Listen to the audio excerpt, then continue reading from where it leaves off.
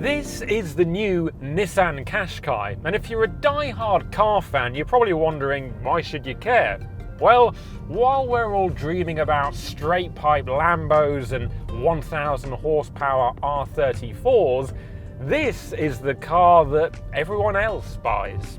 And when I say everyone, I mean it, because since the first gen Qashqai was launched way back in 2007 now, they've sold over 3 million of the things in Europe alone. And part of the reason for that is that it does the important things right. So it's well kitted out, it's well priced, it's safe, it's relatively practical, it looks interesting. All of that doesn't sound very complicated, but clearly it is, because despite this car having more rivals than I do years on my birth certificate, it is still the go-to choice for a very large portion of SUV crossover buyers. In a bid to stave off competition from the likes of the Kia Sportage, Skoda Karoq and VW Tiguan, the new Qashqai has a brand new platform. It's larger than before, has even more technology and an overhauled range of engines. This includes no less than 3 petrol variants, all with some kind of electric assistance, but for the first time ever in the Qashqai, there's no diesels. You can tell the new car apart from the old model by its enlarged Nissan V-Motion grille flanked by slimmer full LED headlamps, larger 20-inch wheels, more prominent shoulder lines, and of course the fact that it's longer, wider and taller. Now all of that is great if you're looking at the car from the outside, but what about if you're sitting in it? Well, there's actually been quite a few changes, and I think that's good, because one of the most disappointing things about the previous generation Qashqai, at least in my point of view, was that it felt a bit like a toy car inside, like it was a bit Fisher-Price, and that the materials, the layout, the design, it just didn't feel as grown up or as, and I know we use the word a lot, but as premium as other rivals. This, however, this is a lot different. It suddenly feels several £1,000s more expensive. I mean, of course, this is the top spec model, as the press cars often are, but look at these materials. Nice soft touch up here. There's a nice design on the just above the glove box there. You've got a more premium gear lever. It somehow feels less cluttered as well, even though there's still a good amount of buttons around. It's definitely a big improvement. Cabin storage space isn't much to write home about, I don't think, because although there are some good points, such as this wireless charging pad here, which can take the largest iPhone that you can currently buy, the central armrest isn't a bad size, and it's actually a dual level because you can put your coins in the top there and you can put bulkier items down below. But the glove box, that could be a bit bigger, and I think that's the fuse box just impinging on the space a little bit there, because obviously it's on the left hand side, whereas usually it'd be on the right hand side. And also the door pockets, again, they could be larger. There's not as much room in there as you'd expect for a family car. Technology, and as is often the case, Nissan has packed this car with lots of useful bits of kit. Not least being that this central infotainment screen is a touchscreen, and it's now 9 inches across rather than 7 inches like it was in the previous generation cars. So it's grown, and it's also a little bit clearer because of that. It's fully compatible with Android Auto and Apple CarPlay, the latter also having wireless capability, so you don't have to have it plugged in to the phone. You can have it on the charging pad, the phone that is, you can have it on the charging pad, or you can have it in your pocket, and you still get all the regular Apple CarPlay features, which is very handy. You've also got things like driver profiles, so say if yourself and your partner often swap in and out of the car, then you can have different presets according to what you want, and you don't have to keep changing things that would very much annoy you if they kept getting moved by your partner or significant other. The Qashqai is also compatible with Nissan's smartphone app that allows you to do things like locate the vehicle and lock and unlock the doors, as well as give you notifications when it's driven over a certain speed or out of a particular area. Handy if you're going to lend it out to anyone. You of course get maps on Apple CarPlay and Android Auto, but you also get a built-in sat-nav with this car, which has got 3D mapping, it's got live traffic, it's also got Google Street View as well, and it's also got a functionality where if you've got, say, like a Google Assistant or a similar product in your house, you can tell it to send a destination to the car. So say you're getting ready in the morning and you know where you want to go, you can tell your Google Assistant or similar that you want to go to, say, central London, and then it'll send that to the car, so when you get in, it'll be ready to set off. The infotainment screen itself has some good bits and it's got some bad bits as well, although the bad bits are probably a little bit more subjective, because I think that the graphics look pretty basic. They don't look as slick or as crisp as you get, say, on a Volkswagen rival or anything similar to that, but it's really, really easy to use. The icons are huge, they're really well labeled, and the screen itself is quick enough and it's responsive so that you shouldn't get lost going through the menu system, and it shouldn't be too much of a distraction if you're trying to do it when you're driving. So although the graphics could be crisper, I still think it's a nice infotainment system. Other displays in this car include the 12.3-inch digital dashboard display, which even by the standards of today, that's a pretty big screen, and it's nice and clear in front of you, again, like the infotainment system. And actually, the graphics aren't too bad. You're not going to look at it and think that looks a little bit basic, because it's got pretty much all the functionality you'd need. But crucially, it still gives you a really clear readout for the speed and your revs and all other crucial information, which some other digital dash displays don't do quite as well. This car has also got, as an optional extra, because it's standard on the Tecna trim, it's not quite the top spec trim, the one below that, a 10.8-inch head-up display, which is one of the largest that you will get of any car like this, and it is super clear, and it gives you your speed, it gives you crucial road information, and also if you're using the inbuilt sat-nav, it gives you arrows and directions on that, and it shows you how far away you are from your next turning. That's a very good feature. It's a great safety feature. It means you don't have to look around at the sat-nav screen and at the speedo if you want to know how fast you're going or where you're going.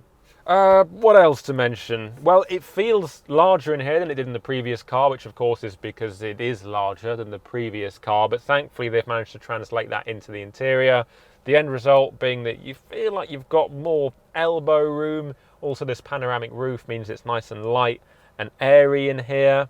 I mentioned the wireless charging pad and how large that is, so it doesn't matter how big your phone is, you should be able to fit it on there, which isn't the same for all cars. And also, finally, really important is the physical climate control dials. And a lot of rivals are now using the climate control system on the touch screen, so you have to find it when you're driving, and that's just not as easy as literally reaching down and just clicking the dial down a couple of notches, and there you go, it's cooler. So that's a really good point that they've still kept that in, even though it's probably a bit more expensive for Nissan and it clutters up the design maybe a little bit, but who cares, because it's just so much easier to use. So climb into the back of the Qashqai, and the big stories here are more space over the previous car, but also the doors, which now open at a 90-degree angle, as you can see on this cutaway. And although that doesn't sound particularly exciting, it is if you need to load bulky items in or children, because honestly, it makes such a big difference having a door that opens nice and wide. It also makes a big difference if you're filming it and the videographer can stand in there and get a good shot of me. So it's a winner whichever way you look at it. As for space, well, that was probably one of the weaker points of the older Qashqai, in that it wasn't quite as spacious as you perhaps think it would be in the back. But now they've improved that, so I've got a nice amount of room underneath the front seat to put my feet there. They're not getting pinched. I've got enough knee room. I've got just about enough headroom, actually. Could be a little bit more, but bear in mind the panoramic roof is fitted, so that does rob headroom. And overall, it feels nice and airy and spacious back here. There's also new power points as well, so you've got a USB-C and an old school USB socket back here, so if you've got the kids, say, with their gadgets, that's a really big plus point. As for the boot, there's an electric tailgate and overall capacity is up by 50 litres to 504, which is good but not quite as spacious as the VW Tiguan or Hyundai Tucson. Just like the old Qashqai, you've got an adjustable height boot floor, so you can either have it flat or you can have it with both the slats taken away, so you've got more room to put your items, or you can have it like this, which is where you've got it divided so that smaller items don't fly around as much. If we put it back to the flat position, which is quite easy to do, then you see that the pockets on either side of the boot have been redesigned with the larger dimensions, so you've got a little bit more space in them. You've also got some nice hooks there and a 12-volt power supply, which is new for this Qashqai. Before I go on, here is my top 3 alternatives to the Nissan Qashqai. And first up, it's the Kia Sportage. First introduced way back in 1993, it boasts standout looks and a 7-year warranty for ultimate reliability. Next up is the VW Tiguan, and although it's notably pricier than its rivals, it does have a premium edge and delivers one of the best all-round drives out there. Finally, the Seat Ateca is a slightly cheaper and sportier alternative to the Tiguan, despite using a similar array of VW Group parts. So the first thing to talk about with the driving experience in this car is the engines, because the big news is the diesel has gone. You can't get this car with a diesel engine anymore. It's all petrol, and all of those have some kind of electrification in them. So you've got a choice between a 1.3 litre mild hybrid, or coming next year in 2022, a 1.5 litre e-power unit. So starting with the 1.3, you can have it in 138 horsepower form or 156 horsepower form. Today I'm driving the 156 horsepower version with two-wheel drive, so front-wheel drive, and an automatic gearbox. You can also get it with a manual and all-wheel drive as well. The whole point around it being mild hybrid is that it can save fuel by harvesting energy for when it's decelerating. So for example, when I'm slowing down now, it's taking the energy from that and charging up a battery, which can then be used to turn the engine off and sustain the motion of the car when you're, say, for example, coasting or just coming up to a set of traffic lights to a halt. It works very well, actually. It's pretty seamless, as it is on most cars with this technology fitted now. You do find that you've got slightly better responses as well, although in this I've noticed it can be a little bit keen sometimes on the throttle response, more so than you'd expect from a family SUV like this. But overall, it works very nicely.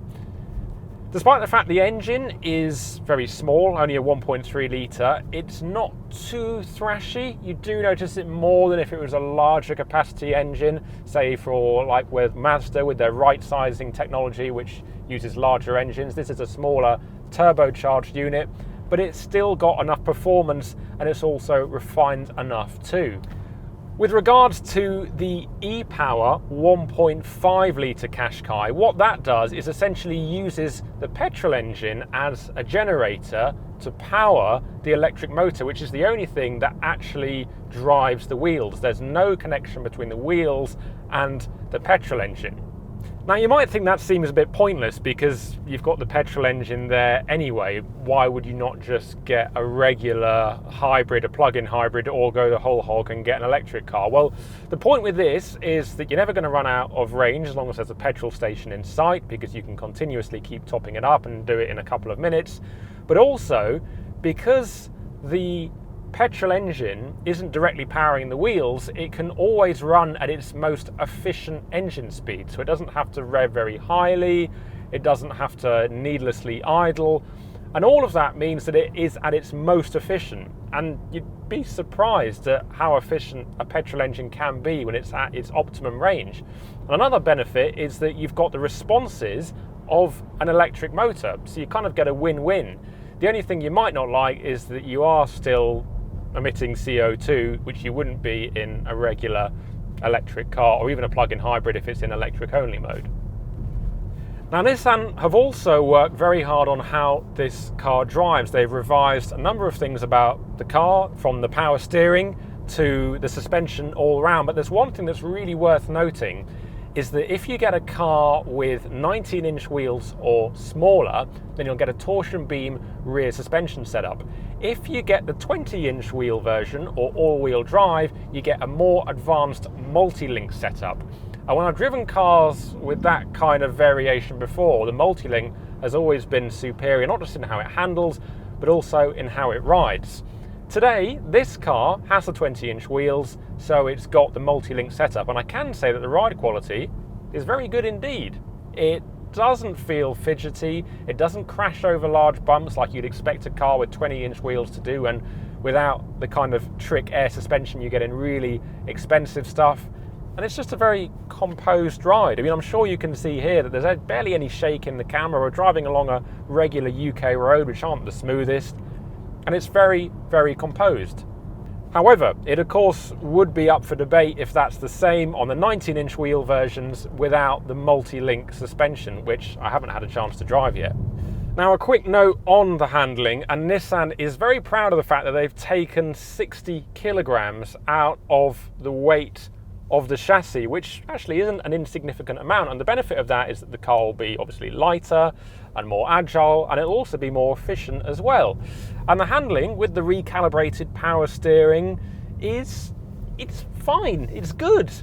I can't get too enthusiastic because at the end of the day it still is a Nissan Qashqai SUV, but it's not going to bore you to tears driving down a twisty country road. It does have something about it. The steering is direct enough, the body roll at normal speeds is fine. You know, you could have a bit of fun with it, but let's not get carried away. It's not going to rewrite any rule books on handling, even in SUVs, but still it's a good effort, and they have improved it over the previous car. So if you like how the previous car drove, you'll certainly like how this car drives. Now, since we're sitting in traffic and we're on our way back to return this car from the launch, it's probably a good time to talk about the safety features that the Qashqai has been given in its latest generation. So you've got the Pro Pilot Assist, which we've seen before, but you've also got adaptive cruise control, which is now fitted as standard across the range, along with a number of other safety features. And Nissan are actually very good at giving its lower spec or its lowest spec cars a lot of standard safety features, which, to be honest, wouldn't be standard in even more premium cars such as Audis or BMWs, and they would charge you extra for them. So we've got, as I said, the adaptive cruise control, you've got lane assist, you've got a rear cross traffic alert, you've got blind spot monitoring, you've got a traffic jam assist so that it'll drive itself, almost, not entirely. You still have to have your hands on the wheel and cover the pedals in a traffic jam. And because now you've got this digital dashboard display, you can appreciate it working a lot better than you could before, because it shows you what it's doing at all times, so you can see if it thinks you're straying across the lane, or, for example, if the blind spot technology is turned on. If you're looking to buy a Nissan Qashqai, but you're not quite sure which one to go for, then here is our top 3 choices. For the cheapest one available, it's the 138 horsepower, 1.3 litre mild hybrid Vizia spec car. If you're a company car driver, then you'll want to wait until next year, because the 1.5 litre e-Power variant will be coming along, and that'll have the lowest BIK. Finally, if you're a performance car fan and you insist for some reason on getting one of these, then again it's the e-Power variant, which has got the most power at 187 horsepower.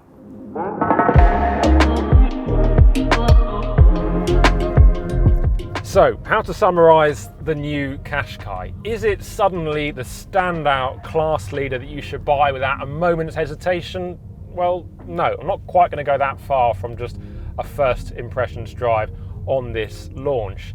But what I would say is that if you like the old Qashqai, and if you bought the old Qashqai, there's absolutely no reason you won't like this one and you won't want to buy this one, because it does all the things that the old Qashqai did, but better. It's got more kit, it's got a much better interior, it's got more space, it's got a more up-to-date range of engines. It's just a better car all round, and I think that's probably all we could have asked for, really.